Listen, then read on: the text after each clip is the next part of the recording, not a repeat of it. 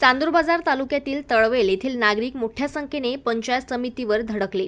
तळवेल गावात गेल्या 30 वर्षापासून एकूण 998 कुटुंब वास्तव्यास राहत आहे। त्यापैकी 340 कुटुंबांकडे मालमत्ता पत्रक नाही, त्यामुळे त्यांना घरकुलापासून तसेच शासकीय अनुदानापासून वंचित राहावे लागत आहे। 2017च्या आधी स्टॅम्प पेपरवर नोटरी करून फेरफार होऊन ग्रामपंचायतला नावाने नोंद होत असे, परंतु 2017 नंतर कायद्यात बदल झाला आणि स्टॅम्प पेपर नोटरीवरून नोंद घेणे बंद झाले। मालमत्ता पत्रक नसल्यामुळे त्या जागी संबंधित खरेदी विक्री संबंधी कोणताही व्यवहार होणे बंद झाले। घरकुलच्या लाभापासून तसेच शासकीय अनुदानापासून अंदाजे गेल्या 40 ते 50 वर्षापासून वंचित राहावे लागत आहे।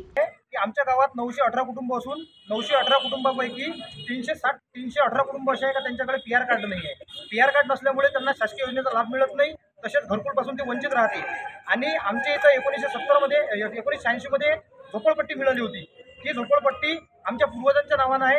पूर्वजांचं नाव काढून त्यांच्या वारसा हक्कानुसार त्यांना ती जागा मिळाली पाहिजे, जेणेकरून त्यांना घरकुलाचा लाभ मिळेल आणि शासकीय योजनेचा लाभ मिळेल। याच्यासाठी निवेदन द्यासाठी आम्ही आलो। 1 महिन्याच्या आत आम्ही यांना अल्टिमेटम दिलेला आहे। उपअधीक्षक भूमी अभिलेख कार्यालय यांना आम्ही 1 महिन्याचा अल्टिमेटम दिलेला आहे। 1 महिन्यात जर त्यांनी आमच्या याच्यावर निर्णय जर घेतला नाही तर आमचं आंदोलन याच्यापेक्षा तीव्र करू आणि येणाऱ्या जेवढ्या काही निवडणुका राहील विधानसभा यांच्यावर आम्ही पूर्णतः सर्व मिळून बहिष्कार टाकू।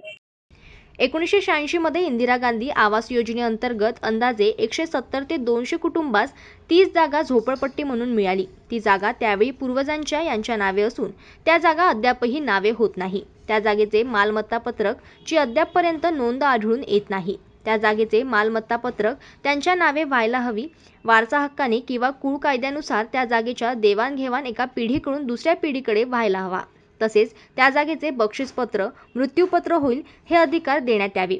असे झाल्यास संबंधित कुटुंब कोणत्याच शासकीय अनुदानापासून, योजनेपासून, घरकुलापासून वंचित राहणार नाही। या सर्व मागण्या घेऊन तळवेल येथील रहिवासी मोठ्या संख्येने पंचायत समितीवर धडकले व निवेदन देण्यात आले।